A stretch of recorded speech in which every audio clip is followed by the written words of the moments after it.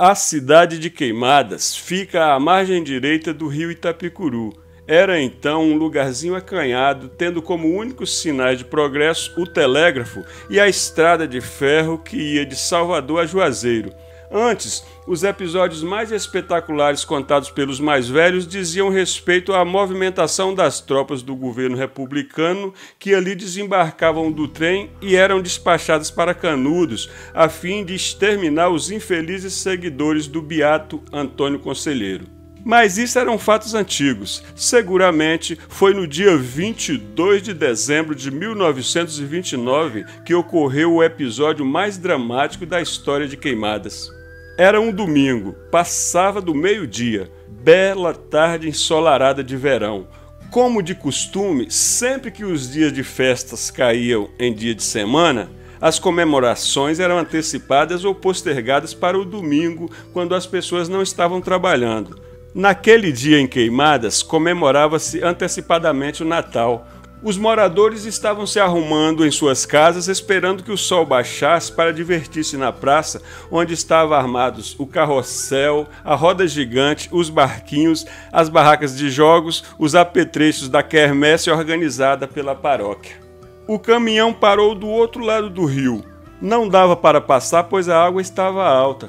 Os cangaceiros desceram do caminhão e dirigiram-se para um lugar denominado Passagem, onde ficavam as canoas. Serviam de ancoradouro umas pedras grandes, a maior delas na outra margem, conhecida como Pedra do Juazeiro. Só havia uma canoa grande e mesmo assim não comportava todo o bando. A travessia foi feita em 2 levas. Lampião e 7 cangaceiros atravessaram na primeira e seguiram em direção à cidade.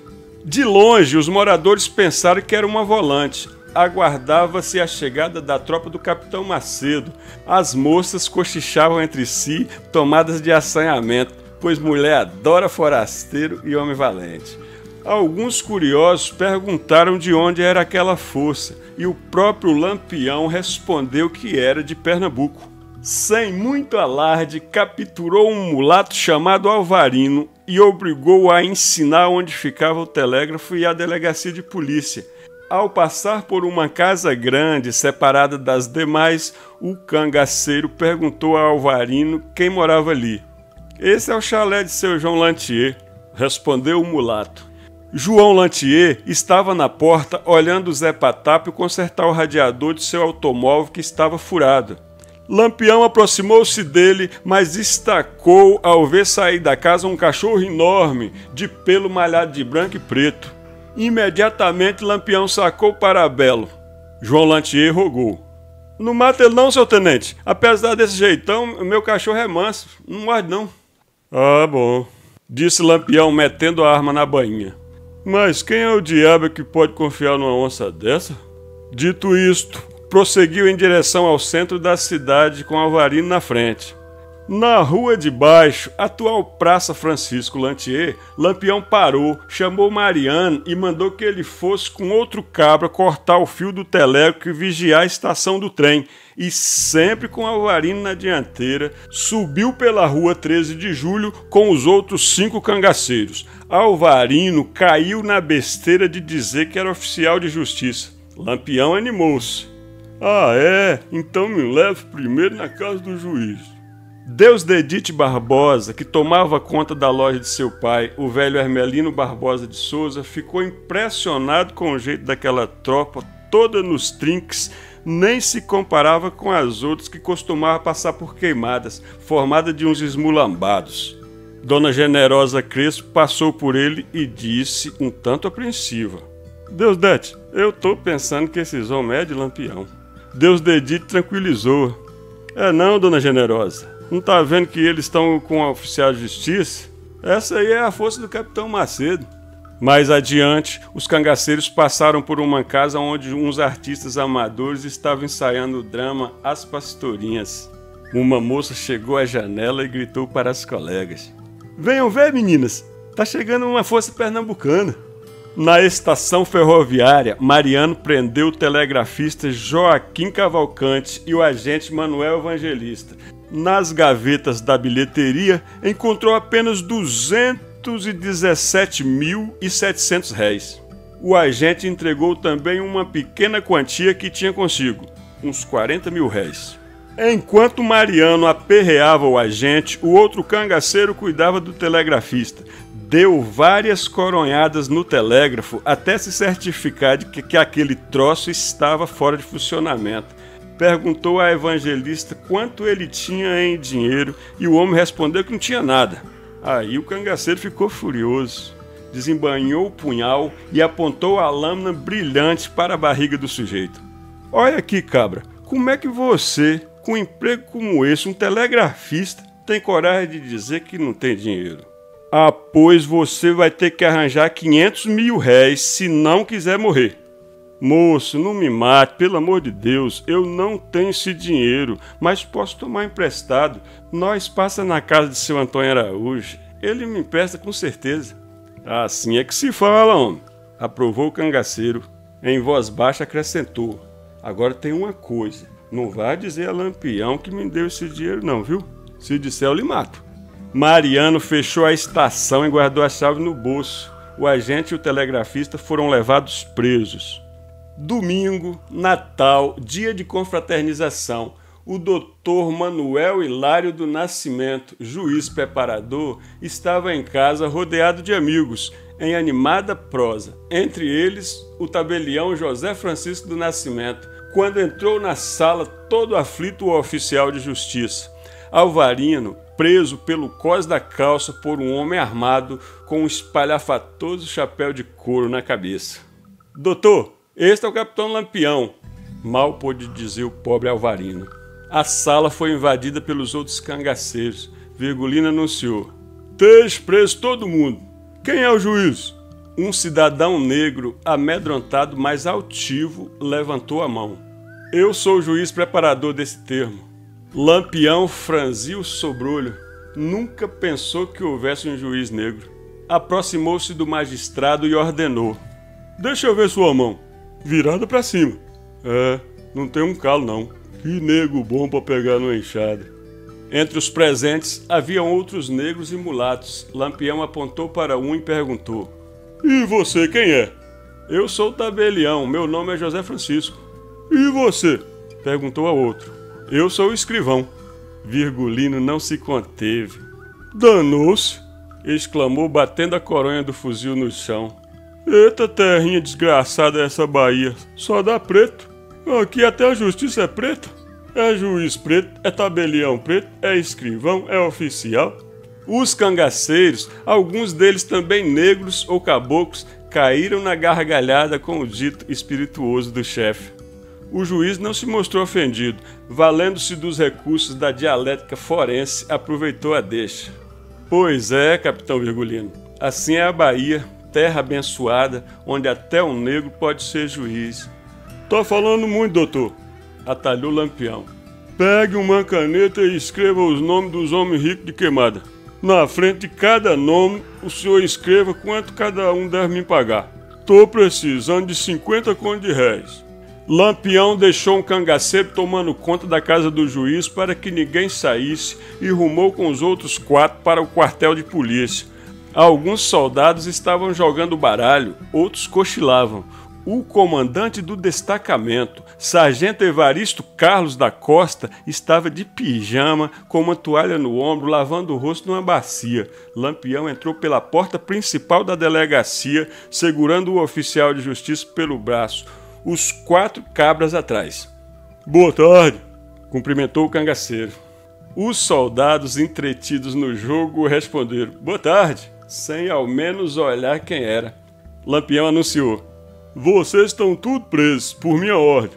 O sargento, tomado de surpresa, supondo que se tratava de uma força volante de passagem por ali, bateu os calcanhares e apresentou-se: "Eu sou o sargento Evaristo Costa, comandante do destacamento. E vocês são de qual volante?"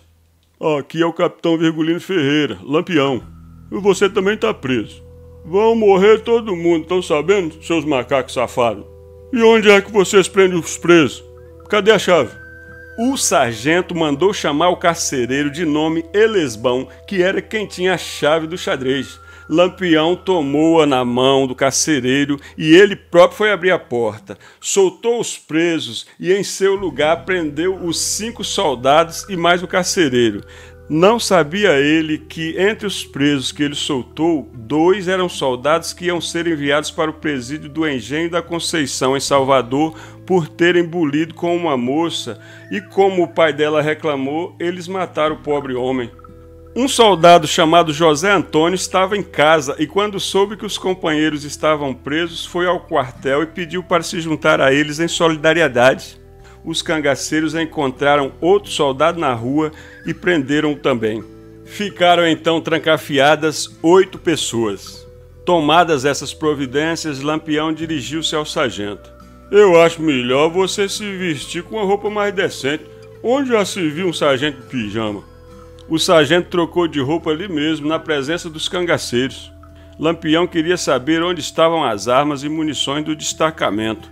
O sargento informou que os soldados estavam desarmados porque suas armas tinham sido recolhidas em virtude de um soldado ter recentemente matado um homem indefeso.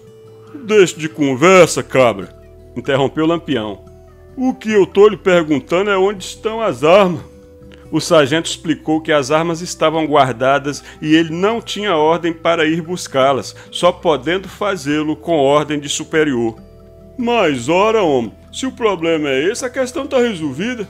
Eu, Lampião, sou o governador, sou o chefe de polícia, sou tudo e tô mandando que você vá buscar as armas antes que eu perca a paciência. Sem alternativa, o sargento mandou que Elesbão entregasse as chaves do corpo da guarda, onde se encontravam as armas e as munições. Os cangaceiros, que ficaram para atravessar o rio na segunda leva, só agora chegaram. Também chegaram os 2 cabras que Lampião tinha mandado tomar providências na estação do trem e no telégrafo. Lampião levou o sargento para a casa do juiz.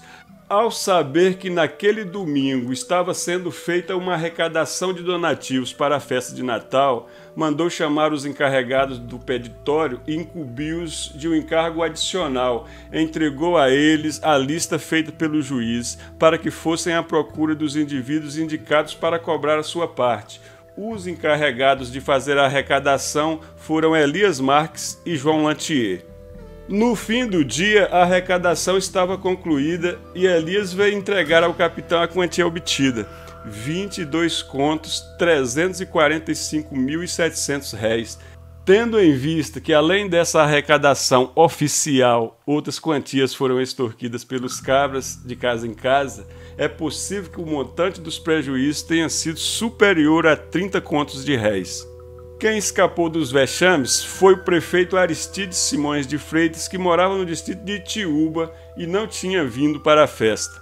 Enquanto o dinheiro era recolhido, os cangaceiros farreavam. Mourão entrou na casa de Félix Rato e mandou que arranjasse um violão e um sujeito que soubesse cantar. O dono da casa mandou buscar o violão de Jovino, o barbeiro. O cantor que Félix conseguiu foi um sujeito chamado Antônio Rosa, filho de Chico Quinto. O cangaceiro pôs o pé esquerdo sobre um tamborete, correu os dedos pela corda, corrigiu a afinação do instrumento e olhou para Antônio Rosa. O que é que tu sabe cantar, cabrinha? Antônio Rosa não conseguiu responder, a fala não saía, a garganta tapou. Félix Rato veio em seu socorro. Ele sabe cantar assim, seu Mourão. Vai, Tony, canta Gosto que me enrosco. Aquela, moça, que começa dizendo, não se deve amar sem ser amado. O cangaceiro animou-se. Ah, ele sabe essa música? É, tá na moda. Pega aí, é só maior. Fez a introdução e na hora certa Antônio Rosa soltou a voz. Logo passou o medo. Começou a juntar cangaceiro. Até Lampião foi ver o que estava acontecendo ali. Mandou repetir. Antônio Rosa cantou a mesma música 3 vezes. Depois cantou outras, mas Lampião saiu. Samba era bom, mas ele gostava mesmo era de chachado. E chachado só presta com sanfona, triângulo e zabumba. Chamou Félix Rato. Seu Félix, nessa casa da outra esquina está escrito Sociedade Filarmônica Recreio Queimadança. Que diabo é isso? É uma banda de música, capitão. Um clube musical. O presidente é Durval Marques da Silva. O salão serve também como cinema todo domingo e hoje vai passar uma fita. O projeto é de seu Umbelino Santana. Ah, pois, meu amigo, arranje os músicos. Vamos fazer um baile hoje de noite depois de ver a fita. E onde é que mora esse tal de Umbelino Santana? A casa dele é lá embaixo. O armazém dele fica de junto, perto da casa de seu João Lantier. Lampião foi ao armazém de Umbelino Santana para certificar-se do filme. O comerciante confirmou que naquela noite ia passar o filme O Ninho de Amor. Lampião disse a Umbelino que ele podia fornecer a seus meninos o que eles quisessem, mas tomasse nota de tudo. Umbelino era um dos nomes da lista feita pelo juiz.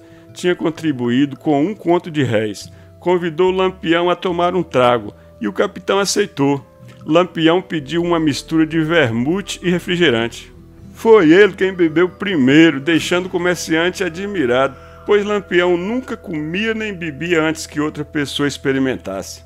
O armazém de Umbelino era bem sortido, vendia até xaropes e outros preparos farmacêuticos. Antes de sair, Lampião pediu ao comerciante alguns remédios, dizendo que um dos seus cabras estava adoentado. Já estava anoitecendo. Até então, tudo transcorrera em paz. Houve até quem considerasse uma bobagem suspender a quermesse e as funções festivas organizadas pela paróquia. Porém, a coisa desandou quando Lampião ouviu a história de que naqueles dias uns soldados tinham ofendido uma mocinha e, como o pai dela foi socorrê-la, os soldados o mataram. Sem dizer nada, Lampião retornou com Luiz Pedro, Mariano, Arvoredo, Ângelo Roque e Volta Seca à delegacia. Abriu o xadrez e mandou que o carcereiro saísse com um dos soldados que se encontravam presos.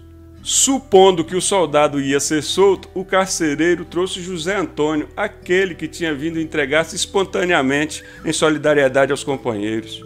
Em frente à delegacia, na calçada de cimento, Lampião mandou que o soldado tirasse as caneleiras. Deu-lhe então 2 tiros de parabelo na cabeça. Em seguida, mandou buscar outro preso e assim sucessivamente até o último. Alguns imploravam pedindo compaixão. O soldado Justino Nonato ajoelhou-se, pediu que não matasse, pois tinha 9 filhos para criar, jurando que se não o matasse, ele ia pedir baixa da polícia. Lampião respondeu que não perdoava macaco da Bahia, mesmo que estivesse com os dedos calejados de rezar rosário. O soldado Aristides Gabriel desafiou os cangaceiros. Vocês aí, seus putos, frouxos, bando de peste filha da puta, me dê uma faca e venha quem for homem. Ninguém lhe deu ouvidos. Depois de abatidos, os que ainda ficavam se mexendo foram sangrados, a maioria por Volta Seca. Dos 8 presos, Lampião só poupou o carcereiro, pois era um civil e não um militar, ou um macaco, como ele dizia. Ao ouvirem os tiros, os outros cangaceiros vieram correndo para a delegacia. Encontraram Volta Seca limpando o punhal sujo de sangue. Segundo o boletim da Polícia Militar, os mortos foram José Antônio do Nascimento, Olímpio Bispo de Oliveira, Aristides Gabriel de Souza, Inácio Oliveira, Antônio José da Silva, Pedro Antônio da Silva e Justino Nonato da Silva. Lampião retornou à casa do juiz, onde estava detido o sargento Evaristo, a fim de completar o massacre. O perverso cangaceiro Antônio de Ingrácia aproximou-se de Evaristo e cochichou. Mais tarde o galo vai cantar nos seus ouvidos. Algumas pessoas foram pedir a Lampião para que não matasse o sargento. Uma delas foi Dona Santinha, Austrialina Teixeira, esposa de Anfilófio Teixeira, o escrivão da Coletoria Federal. Ela explicou chorando que o sargento era um homem correto, bom pai de família e temente a Deus. Lampião cedeu. Tá certo, Dona Santinha. Não precisa tanto choro. Eu vou atender seu pedido. Então Dona Santinha, em agradecimento, deu ao capitão o seu relógio de pulso e um transilim de ouro que usava no pescoço. Lampião explicou a Evaristo a razão de ter matado os soldados. Estava vingando a morte de Mergulhão no combate de abóboras. Disse que Mergulhão tinha vindo com ele de Pernambuco. Era seu amigo. A polícia baiana ainda ficava lhe devendo. Poucas vezes Lampião foi tão frio. Depois de toda aquela carnificina, vendo as cabeças dos soldados espatifadas a tiro, um rio de sangue escorrendo na frente da delegacia, chamou os cabras e foram jantar normalmente na pensão de Dona Júlia. Terminado o jantar, os cabras tomaram banho, perfumaram-se e foram ao baile que Lampião mandou organizar na casa de Félix Rato. Lampião chegou a convidar o sargento Evaristo para a festa, mas Evaristo se desculpou dizendo que era protestante e não sabia dançar. Félix Rato era um pedreiro metido a mestre de obras. Não era rico, mas sabia se virar. Morava na Praça do Quartel, esquina com a Rua Coronel Benevides. Na esquina ao lado ficava a sede da Sociedade Filarmônica, onde ia ser passado o filme. Lampião chegou à frente de seus cabras e com um lápis escreveu na parede da sociedade um bilhete ao governador do estado, Vital Soares. No bilhete, em tom insultuoso, com muitos erros, Lampião dirigia-se ao governador como quem trata o subordinado. Dizia que esteve em Queimada para divertir-se e que, apesar das perseguições da polícia estadual, estava engordando e pretendia se casar. Embaixo assinou: seu superior, Capitão Virgulino Ferreira Lampião. Depois de escrito o bilhete, Lampião mandou que passassem a fita. Não gostou. Era um filme besta, de amor, não saía nem um tiro. Mandou interromper a projeção, aborrecido, e foi para a casa de Félix Rato. Com a notícia das mortes, os músicos sumiram. Porém, morava em Queimadas um sanfoneiro chamado Sérgio da Feira do Pau, que conhecia Antônio de Ingraça e aceitou tocar. E aí começou o furduns. A festa rolou até 3 horas da madrugada. Os cangaceiros tinham tomado as devidas precauções. Prenderam as canoas para evitar a travessia do rio e puseram emboscada na ponte do trem. Enquanto uns dançavam, outros vigiavam as vias de acesso. Nem para dançar os cangaceiros se apartavam de suas armas, cartucheiras e bornais. Alguns dançavam com um fuzil como se estivessem atracados com uma mulher.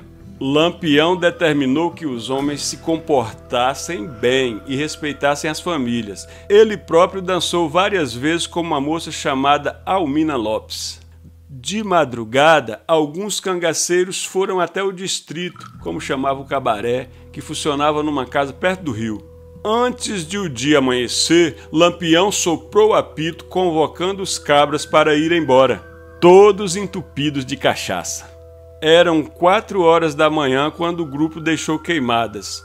Do outro lado do rio Itapicuru estavam os cavalos trazidos de Cansanção por Miguel Calixto no rastro do Chevrolet. Lampião saiu montado num burro que tomou emprestado, prometendo devolvê-lo, e cumpriu a promessa, mandando o animal de volta dias depois. A apenas meia légua dali, os cangaceiros pararam na fazenda Murici, exceto Lampião. Estavam todos bêbados, cansados e sonolentos. Mataram um bode, comeram e foram dormir. Às 9 horas da manhã, 40 soldados desembarcaram de um trem em Queimadas procedentes de Bonfim, sob o comando do tenente Geminiano. Alguns moradores foram participar ao comandante a tragédia ocorrida na véspera.